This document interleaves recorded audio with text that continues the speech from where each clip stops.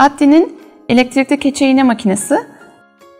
Bu makineyle pek çok uzun süreli yapacağınız işlemleri daha kısa sürede yapabilirsiniz.